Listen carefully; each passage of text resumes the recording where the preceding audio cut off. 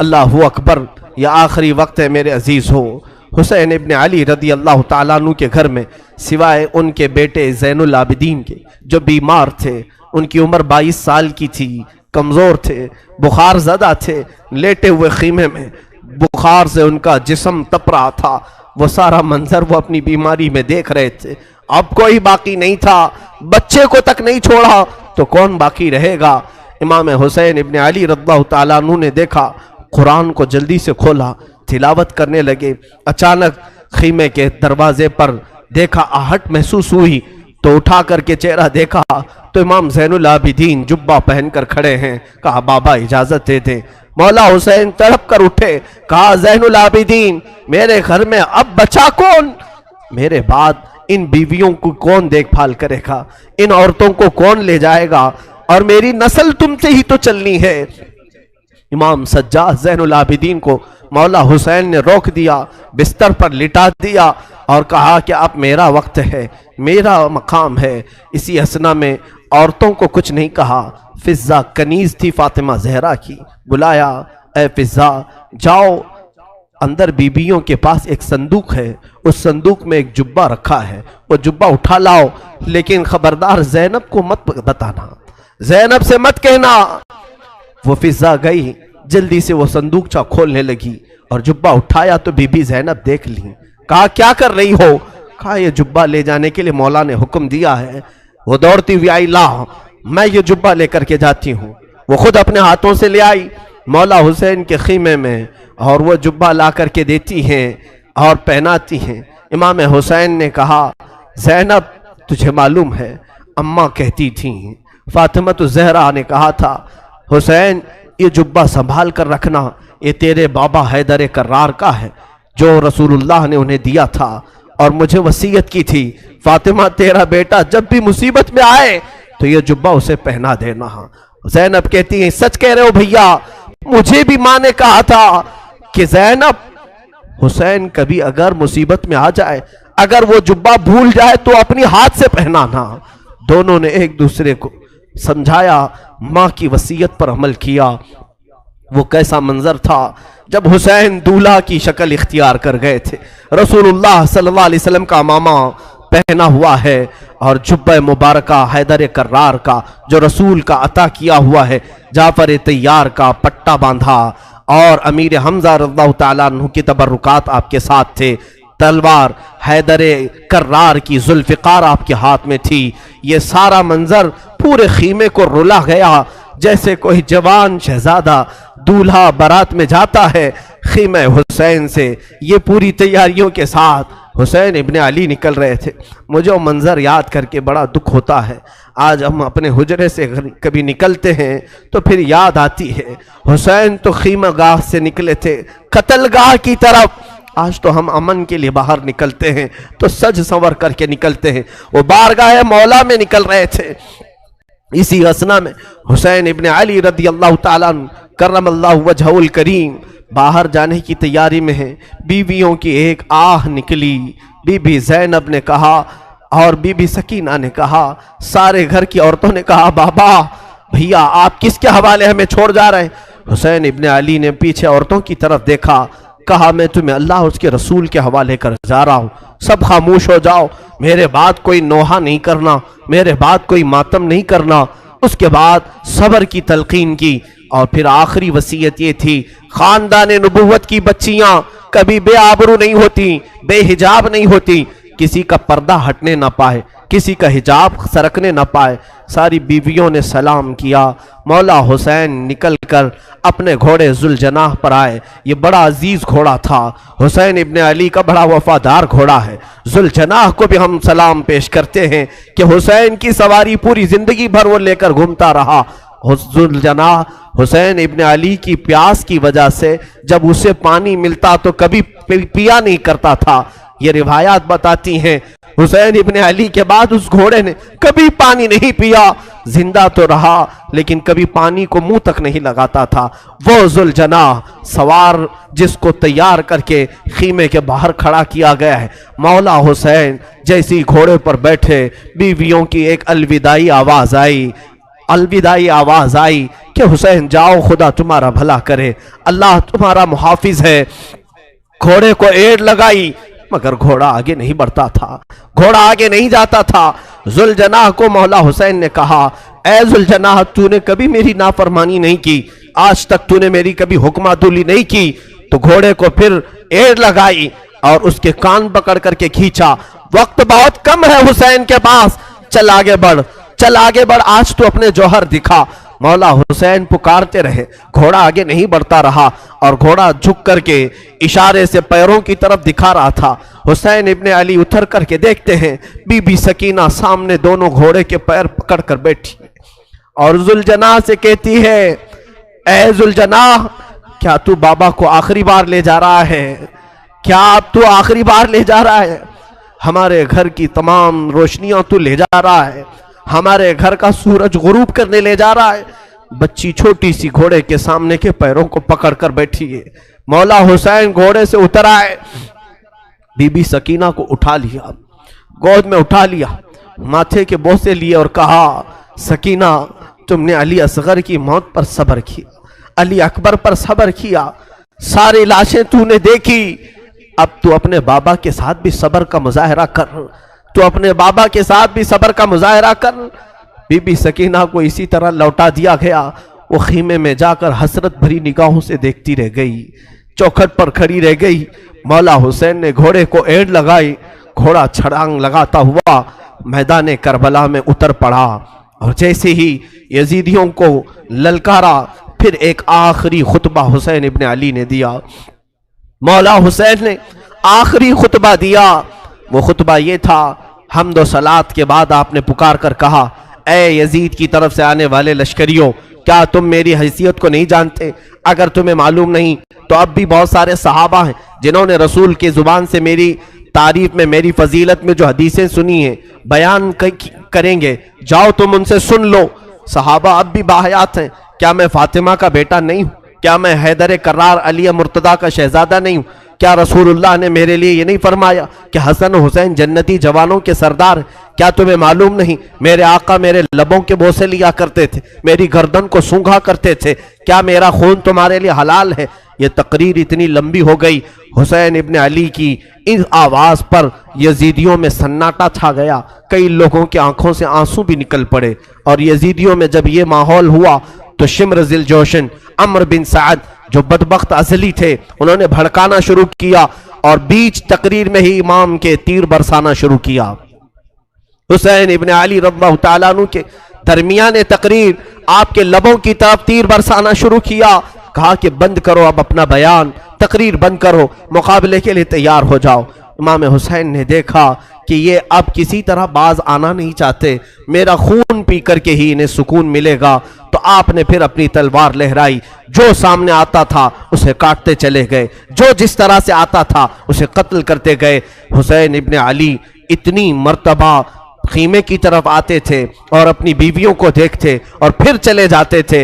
ये दोपहर का वक्त था, जोहर का वक्त करीब आया और हुसैन इब्ने अली रज़ियल्लाहु ताला अन्हु, अंदाजा करें, वो 56 साल की बुढ़ापे की उम्र है, जो 3 दिन से प्यासा है, 3 दिन से भूख की शिद्दत अलग है, और फिर जो जवानों की लाशें उठाया वो अलग मसला है। मियाँ 2-4 ईंटें उठाओ तो तुम्हारे कंधे दुखने लग जाएंगे, 2-4 पत्थर उठाओ तो तुम्हारे हाथ में वर्म आ जाएंगे। हमने देखा है। और तन्हा हुसैन रज़ियल्लाहु ताला अन्हु ने 1-2 नहीं, तकरीबन 40 लाशें उठाई दिन भर में, 40 से ज्यादा लाशें उठाई, बच्चों की अलग, जवानों की अलग, बूढ़ों की अलग। उन लाशों को उठा करके वो बूढ़ा जिस्म क्या कमजोर नहीं हुआ होगा? प्यास अलग है, भूख अलग है, बीवियों का रोना अलग है, उन्हें बेबसी पर छोड़कर आना ये गम अलग है। हम तो बेहाल हो जाएंगे, हम तो गमों से मर जाएंगे। इसीलिए सब्र हुसैन पर मैं समझता हूं दुनिया के कोई शख्स पहुंच नहीं सकता, उस इस्तिकामत पर कोई नहीं पहुंच सकता। हुसैन इब्ने अली दोपहर के वक्त मौला हुसैन करबला के मैदान में घिर गए। तन्हा अली का लाल खारों में घिर गया, वो फातिमा का लाडला हजारों में घिर गया। अब हुसैन इब्ने अली के मुतालिक जो मैंने शुरू में कहा था, फातिमा के लाडले का आखिरी दीदार है, फातिमा के लाडले का آخری دیدار ہے، حشر کا ہنگامہ برپا ہے، میان اہل بیت درمیان اہل بیت رسول اللہ کے شہزادے نے پھر للکارا، لوگوں کو للکارتے رہے اور قتل کا یہ بازار گرم تھا۔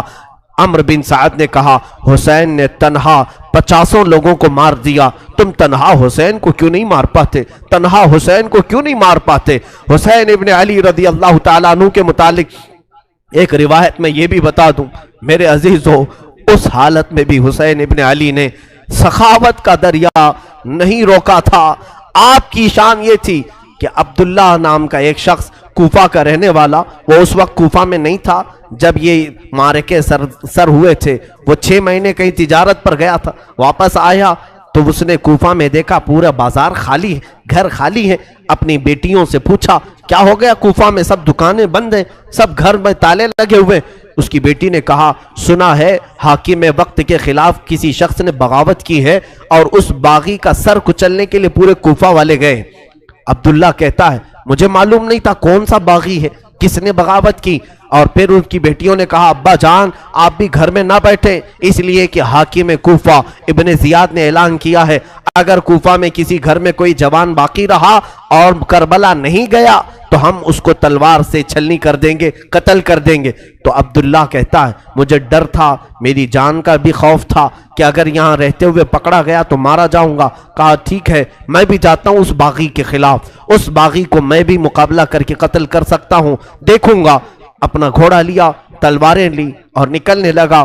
بیٹی نے کہا بابا جان بہت سارا لشکر گیا ہے اس باغی کو قتل کرنے کے لیے، آپ بھی اس لشکر میں مل جائیں۔ اور سنا ہے جنگ کے بعد مال غنیمت ہاتھ آتا ہے، مال غنیمت ہاتھ آتا ہے، جو بھی مال ملتا ہے وہ فوجیوں میں بانٹا جاتا ہے۔ بابا جان مجھے یمنی عقیق پتھر بڑا پسند ہے، یمن کا عقیق پتھر بڑا پسند ہے، اگر وہ مال غنیمت میں مل جائے تو لیتے آ جانا۔ عبداللہ اپنی بیٹی کو رخصت کر کے آیا۔ وہ کہتا ہے دوپہر کا وقت تھا جب میں کربلا میں پہنچا، یہ 10ویں محرم تھی، میں نے دیکھا ایک شخص گھوڑے پر بیٹھا ہے اور اس کے پیچھے 40-50 لوگ دوڑ رہے ہیں، کوئی ادھر سے آ رہا ہے کوئی ادھر سے آ رہا ہے۔ میں نے لوگوں میں سے کوفیوں میں سے ایک سے پوچھا کہ ایک ہی آدمی ہے؟ تم نے کہا تھا باغیوں کی جماعت ہے، ایک ہی آدمی ہے اور 50-50 لوگ اس کے پیچھے دوڑ رہے ہیں۔ لوگوں نے کہا ہاں وہ تنہا 50 پر بھاری ہے، کسی کے ہاتھ نہیں آ رہا، اکیلا تو اس کے سامنے کوئی جا ہی نہیں سکتا ہے۔ عبداللہ نے کہا میں نے یہ سن کر کے اپنا گھوڑا بھی دوڑا دیا کہ چلو اس باغی کو میں بھی دیکھتا ہوں، اگر میری تلوار سے وہ قتل ہو گیا، اگر گر گیا تو انعام و اکرام مجھے بھی مل جائے گا۔ گھوڑا دوڑاتے ہوئے وہ آیا، حسین ابن علی کو تنہا، یہ یزیدی کتے کبھی ادھر سے دوڑا رہے تھے کبھی ادھر سے دوڑا رہے تھے، تنہا فاطمہ کا لال تلوار لہراتا ہوا اور لوگوں سے مقابلہ کرتا ہوا میدان کربلا میں سرگرم ہے۔ عبداللہ کہتا ہے میں پیچھے گھوڑے کو دوڑاتا ہوا آیا، میں حسین ابن علی کے گھوڑے سے صرف 2 ہاتھ کے فاصلے پر رہ گیا تھا۔ حسین ابن علی پیچھے مڑتے ہیں اور کہتے عبداللہ اور قریب آ جا، عبداللہ اور قریب آ جا۔ میں ڈر گیا یہ کون باغی ہے جو میرا نام بھی جان رہا ہے، میرا نام جانتا ہے۔ عبداللہ کہتا ہے مجھے تھوڑی سی جسم میں کپکپاہٹ ہو گئی، خوف سا ہو گیا کہ یہ مجھے جانتا کیسے ہے، کہیں میرے پہچان والا تو نہیں۔ میں اور آگے بڑھ گیا، جیسے ہی میرا گھوڑا اس کے گھوڑے کے قریب لگایا، حسین ابن علی نے اپنی انگلی سے انگوٹھی نکال کر کے کہا جا تیری بیٹی نے یمنی عقیق جو مانگا تھا اسے دے دینا، اس میں نگ جو لگا ہے وہ یمنی عقیق کا ہے، یمنی عقیق کا نگ لگا ہے۔ کیا تو اپنے گھر سے نکل رہا تھا؟ تیری بیٹی نے عقیق نہیں مانگا تھا۔ عبداللہ کہتا ہے اسی دن مجھے احساس ہوا نبی کیا ہے، نبی کے شہزادے کیا ہے، نبی کا علم کہاں ہوگا۔ میرے عزیزوں حسین ابن علی نے اس دن بھی سخاوت کے دریا کو روکا نہیں، اپنی انگوٹھی نکال کر جیسے ہی عبداللہ کو دیا، انہوں نے انگوٹھی جیسے لیا اور سلام کیا، کہا مولا حسین اب انگوٹھی لے کر جانے میں کیا مزہ ہے، میں تو اپنی جان تمہارے قدموں پر نچھاور کر کے جاؤں گا۔ یزیدیوں سے لڑتے لڑتے وہ حضرت عبداللہ بھی وہیں کربلا میں شہید ہو گئے، ان کے ہاتھ میں انگوٹھی ویسی کی ویسی رہ گئی۔ مولا حسین اس وقت بھی نوازنا نہیں چھوڑتے ہیں، عطا کرنا نہیں چھوڑتے ہیں، اسی لیے یہ سخاوت کا گھرانہ ہے، یہ سخی لوگوں کا گھرانہ ہے۔ اس گھرانے میں ان کی پرورش ہوئی ہے جہاں 5 دن بھوکے رہنے کے بعد بھی اگر کوئی فقیر آتا تو اسے یہ نواز دیا کرتے تھے، گھر کی ساری غذائیں دے دیا کرتے تھے۔ مولا حسین رضی اللہ تعالیٰ ان یزیدیوں کے جتھے میں ایسے گھر گئے تھے، دوپہر کا وقت آیا، اچانک آپ کو احساس ہوا جمعہ کا دن ہے، آج پوری دنیا میں میرے نانا کا خطبہ پڑھ رہے ہوں گے لوگ اور جمعہ کی امامتیں ہو رہی ہوں گی، حسین یہاں پر تنہا ہے، جمعہ کی نماز بھی نہیں ہو رہی ہے، مسافر پر جمعہ نہیں ہے، لیکن جمعہ کے وقت کا احترام تو کرنا ہی چاہیے تھا۔ آپ نے ان سے کہا، اے لوگوں، ہاں میں جانتا ہوں مسافر پر جمعہ نہیں، کیا اس وقت کا احترام بھی نہیں کرو گے؟ جنگ بندی نہیں کر سکتے، جنگ تھوڑی دیر کے لیے روک نہیں سکتے کہ اس وقت کا احترام باقی رہے؟ اسی اسنا میں آپ نے کہا 2 رکعت نماز پڑھنے کی اجازت مل جائے۔ اللہ اللہ، حسین تمہارے سجدوں کو سلام۔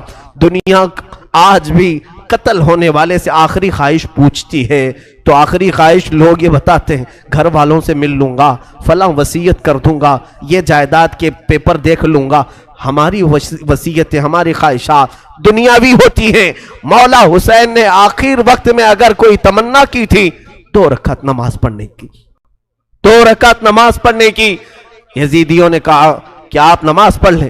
گھوڑے سے ذوالجناح سے نیچے اترے تھے، مولا حسین رکعت نماز کی باندھ لی اور بالکل اطمینان و سکون کے ساتھ نماز پڑھتے رہے، کسی کا خیال نہیں کیا۔ وہ تلواروں کی جھنکار میں بھی خوف نہیں تھا، کوئی ڈر نہیں تھا۔ رکوع اطمینان سے ہو رہا ہے، سجدہ اطمینان سے ہو رہا ہے۔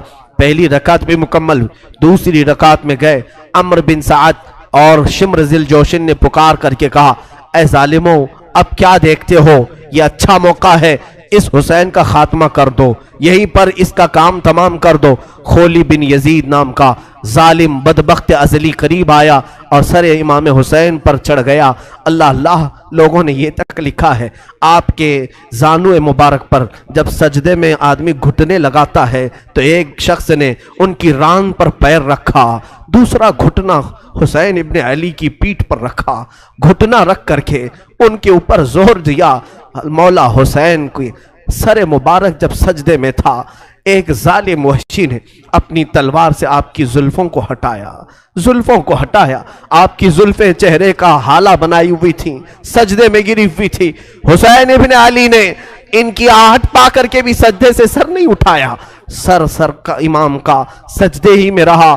یقیناً امام نے سوچا ہوگا اب سر اٹھائے تو ظالموں کے لیے کیوں اٹھائے، وہ سر ہی بہتر ہے جو مولا کے حضور جھک جائے اور اسی اسنا میں مولا کے حضور پہنچ جائے۔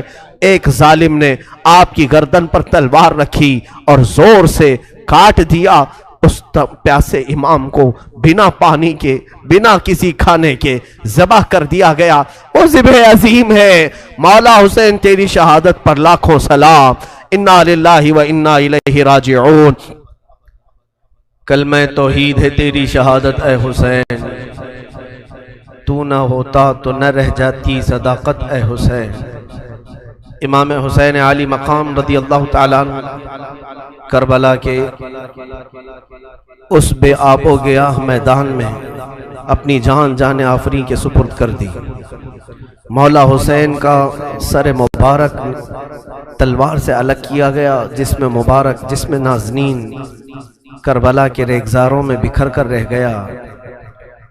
اب اندازہ کرو جو امام حسین ہر ایک کا لاش شاہ اٹھا کر لاتے تھے، حسین ابن علی کے لاشے کو اٹھانے والا اب کوئی باقی نہیں تھا، کوئی خیمے کی طرف سے اب آتا ہوا نہیں دکھائی دیتا تھا۔ جنہوں نے دوسروں کے شہزادوں کو بھی اٹھایا مگر خود اس طرح سے سو گئے کہ کسی پر بوجھ نہیں بنے، کسی پر اپنا وزن نہیں ڈالا۔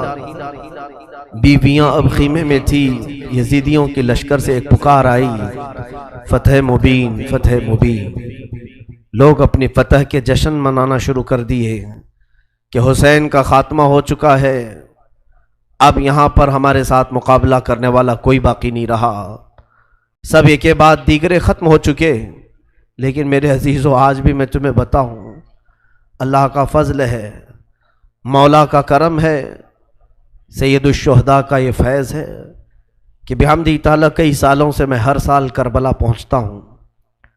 11ویں کے موقع پر جب ہم زیارت بغداد اور زیارت کربلا میں جاتے ہیں، میں کربلا 2 دن ٹھہرا بھی ہوں، اور ہر سال میرا معمول ہے اپنے جماعت کے ساتھ، اپنے قافلے کے ساتھ کربلا پہنچتے ہیں۔ آج کربلا کا وہ کوئی میدان وہاں نہیں، بڑی بڑی عمارتیں کھڑی ہیں پورے میدان میں، اور روضہ امام حسین جو بنا ہے، اللہ اکبر، اسے حرم حسین کہا جاتا ہے۔ دروازے تک سونے سے کلئی کیے گئے ہیں، گنبد پاک کو سونے سے رنگا گیا ہے، اور وہ حسین کا گنبد آج پورے شہر میں اجالا کر رہا ہے۔ کربلا میں ایک ہی قبر میں باقی 70 لوگ دفن ہیں، اور حسین ابن علی رضی اللہ تعالیٰ عنہ اور ننھے علی اصغر ایک قبر میں دفن ہیں، اور قریبی تھوڑے فاصلے پر عباس علمبردار بھی دفن ہیں۔ وہاں پر برسوں ان کی قبریں رہی، آج تو وہ روضہ حسین لاکھوں لوگوں کے جمع ہونے کا مرکز بنا ہوا ہے، لاکھوں لوگ وہاں جمع ہوتے ہیں، اور پھر روضہ حسین سے ہم سب تبرک حاصل کرتے ہیں۔ لیکن اس جنگ کا نتیجہ کیا نکلا؟ لڑے تو حسین کو ختم کرنے کے لیے، لیکن کربلا پر آج بھی حسین کا ہی قبضہ ہے۔ آج جا کر کے دیکھیں تو جگہ جگہ وہاں پر حسین کے ہی نام ہیں، ہر دکان پر امام حسین کا نام، ہر علاقے میں امام حسین کا پرچم لگا ہوا ہے، اگرچہ شیعہ لوگوں کی طرف سے ہو یا اہل بیت سے محبت کرنے والے معتدل لوگوں کی طرف سے ہو، لیکن حسین کا نام ہر کوئی وہاں پر لیتا ہے۔ تھی تو وہ زمین یزیدی لشکریوں کی، فتح تو انہیں حاصل کرنا تھا، کٹے ہوئے لاشیں تھے، وہاں پر کوئی نہیں تھا، لیکن لوگ اس وقت فتح مبین اعلان کر رہے تھے، یزیدی لشکر فتح ہو گیا۔ اے ظالموں، کہاں ہے وہ تمہاری فتح؟ 14 صدیاں گزر گئی، فتح کا جھنڈا اب بھی کربلا میں حسین کا لہرا رہا ہے۔ اور بلکہ کربلا نہیں، آج بھی ہمارے گھروں میں بچے پیدا ہوتے ہیں تو ہم میں سے آج تک کسی نے یزید نام نہیں رکھا، حسین نام رکھنے پر فخر کرتے ہیں۔ تم ڈھونڈو گے تو محلے میں کوئی نہ کوئی حسین تمہیں مل ہی جائے گا۔ لاکھوں حسین دنیا میں پیدا ہوتے رہے اور ہو رہے ہیں اور قیامت تک ہوتے رہیں گے، لیکن نہ یزید کی نسل باقی ہے، نہ ان لشکریوں کا کوئی نام لیوا باقی ہے۔ تو کیسی فتح تھی؟ وہ تم نے دنیا کے لیے لڑا تھا، اور تم مال کے لیے لڑے تھے، اور مولا حسین صرف رضائے الہی کے لیے لڑے تھے، رسول پاک کی شریعت طاہرہ کے نفاذ کے لیے لڑے تھے، اور رب تعالیٰ نے انہیں ایسی فتح عطا کی۔ گھر لٹ گیا الگ بات ہے، لیکن ان کے ذکر پاک سے آج لاکھوں رونے والوں کی آنکھیں نم رہتی ہیں، لاکھوں نہیں کروڑوں آنکھیں روتی ہیں مولا حسین کے لیے۔ کیا آج ہر گھر میں حسین ابن علی کا تذکرہ نہیں ہوتا؟ مائیں اپنے بچوں کو حسین کے واقعات نہیں سناتی؟ میرے عزیزو، اصل فتح تو یہ ہے جو حسین ابن علی کو حاصل کی۔ مولا حسین ابن علی رضی اللہ تعالیٰ عنہ کو جو اللہ تعالیٰ نے مقام دیا، اور اسی طرح سے ملک شام بھی ہم نے دیکھا، دمشق کے بازار جہاں مولا کو نیزوں پر لایا گیا تھا، وہاں پر معلوم کیا کہ یزید کی قبر ہے کہاں، تو لوگوں نے بتایا کہ فلاں جگہ ایک دمشق کے لوگ کوڑا کرکٹ جہاں پھینکتے ہیں، کچرا پھینکتے ہیں، اسی کچرے کے اندر کہیں اس کی قبر ہے، لیکن کوئی نشان نہیں۔ تاریخ میں ہے کہ یہ جگہ قبر یزید ہے، اس جگہ پر یزید دفن ہوا تھا، اور اسے ایک بڑی بیماری لگی تھی، اس بیماری میں وہ مرا تھا۔ تو آج تک میرے عزیزو، یزید کی قبر کچرے میں گم ہو گئی، اور مولا حسین کی قبر لاکھوں کی ہدایت کا ذریعہ بنی ہوئی ہے، مرکز بنی ہوئی ہے۔ یہ ہے اصل فتح مبین۔ کربلا میں مولا حسین کے ساتھ جو بھی سلوک ہوا وہ غم کی داستان تو ہے، غم ہے، اس لیے ہم سناتے ہیں۔